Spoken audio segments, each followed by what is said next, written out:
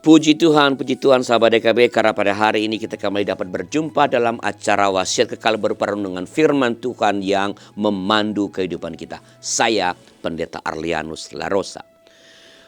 Renungan kita pada hari ini, Rabu 26 November 2025, ditulis oleh sahabat saya Pendeta Cordelia Gunawan, Ketua Umum Badan Pekerja Majelis Sinode Wilayah GKI Sinode Wilayah Jawa Barat, dengan judul Dikagumi dan Dibenci. Didasarkan pada kitab Nabi Yesaya pasal 60 ayat 8 sampai 16, dan kita akan membaca Yesaya 60 ayat 15 sebagai dasar dari permenungan kita pada hari ini. Mari kita berdoa sebelum membacanya. Bapa Surgawi, firman yang telah Engkau berikan kepada kami ini akan kami pelihara terus, dan ketika sekarang kami akan mendengarkannya, tolonglah kami supaya boleh mengerti dengan benar, boleh mengerti dengan sungguh-sungguh, dan punya keberanian untuk mengerjakan firman Tuhan dalam kehidupan kami sehari-hari. Dalam nama Tuhan kami, Yesus Kristus. Amin. Saya bacakan sahabat, Yesaya 60 ayat 15, dengarkanlah firman Tuhan. Sebagai ganti keadaanmu dahulu ketika engkau ditinggalkan, dibenci, dan tidak dilalui seorang pun, sekarang aku akan membuat engkau menjadi kebanggaan abadi, menjadi kegirangan turun-temurun.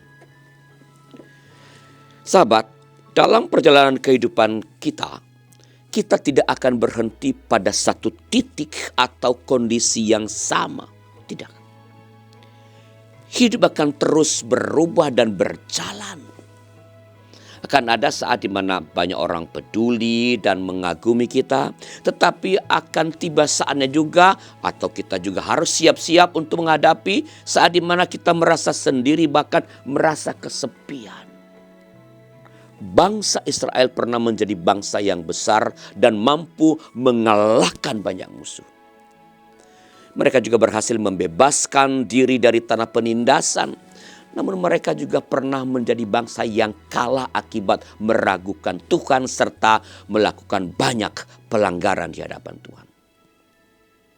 Bangsa Israel pernah berada pada titik di mana mereka ditinggalkan, dibenci, dan tidak seorang pun peduli kepada mereka.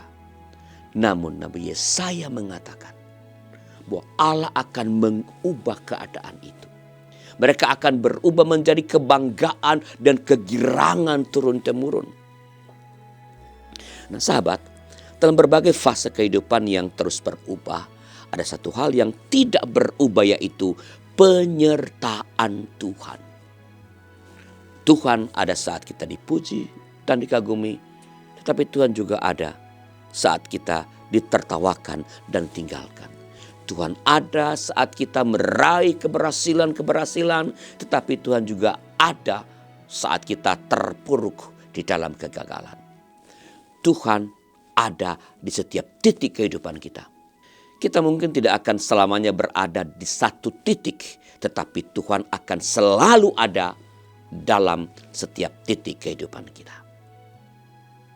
Bila ada pengalaman saudara di mana saudara merasa Tuhan tidak menopang, tidak menolong, dan pada akhirnya Anda kembali merasakan pertolongan Tuhan, silakan tulis di kolom komentar supaya diberkat bagi para sahabat yang lain.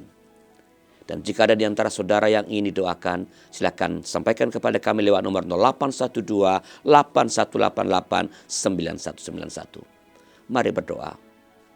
Bapa di surga, terima kasih pada hari ini Tuhan kembali mengingatkan kami bahwa Engkau Allah yang selalu ada dalam setiap titik perjalanan hidup kami.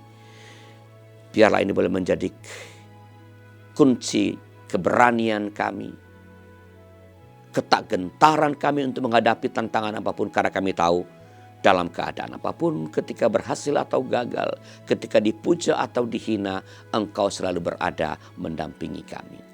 Terima kasih Bapa atas penyertaan-Mu yang tak pernah berhenti atas hidup kami. Dalam nama Tuhan kami, Yesus Kristus. Amin. Demikian sahabat renungan kita pada hari ini. Jangan lupa subscribe, like, dan bagikan kepada sebanyak mungkin orang.